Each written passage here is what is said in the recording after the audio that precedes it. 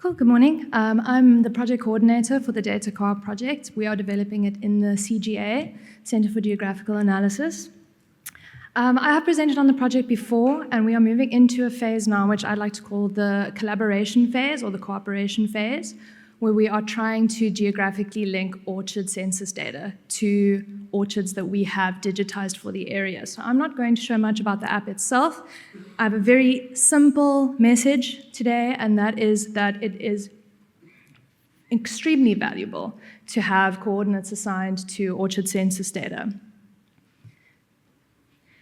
Okay, so just for a little bit of background, if you don't know, we also have pest data, weekly fruit fly data, but I'm not going to be looking at that today. I thought it would be interesting to see how climate data interacts with this orchard census data once it is linked.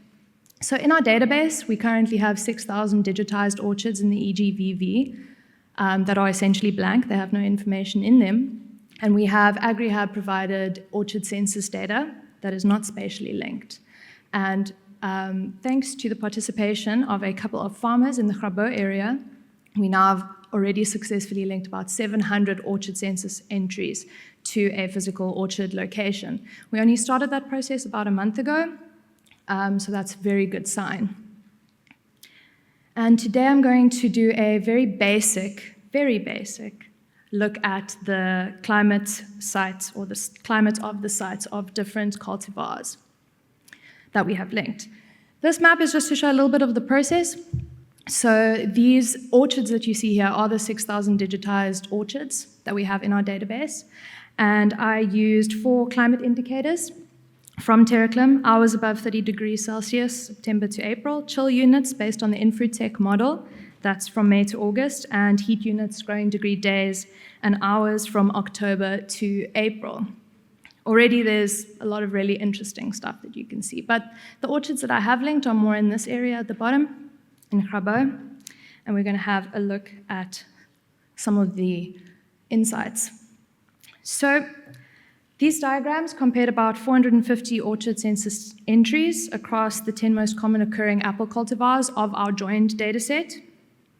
Thank you, Vian, for reminding me that it's worth keeping in mind when looking at this, the harvest time for these cultivars. Royal Gala, Big Bucks, Golden Delicious, and Fuji are earlier maturing. Granny Smith, Rosy Glow, Lady in Red, and Crips Red mature a bit later. Obviously, we can ignore Hillary in this case because it is for cross-pollination. So I'm not going to infer too much because this is just a look at the sites themselves and the climate of those sites. We don't have any phenology or anything. But there are some interesting things to note. For example, Golden Rangers is typically considered a high chill cultivar, and in these areas, it seems like it was planted in slightly warmer locations. It raises questions about local risk or whether other factors like irrigation, microclimate, or strategic trade-offs are at play. Again, we are the people who provide the data. The value is what industry does with it. We also see a couple of outlier cultivars, especially in growing degree hours, a lot of Granny Smiths. They could reflect unusual site conditions, but without precise phenological data, we can't tell. But what I want to stress is that we can tell you exactly where all of those outliers are if you have questions to ask about them. We also compared more broadly apples and pears. That was about 700 orchard census entries that we had linked to orchards. Some expected trends, obviously, but most of this is likely not very new information, actually. But we wanted to show that comparisons between them could be made. I think it's important to note that I was able to create all of these statistical charts in a single morning after we received the climate information from Terraclim.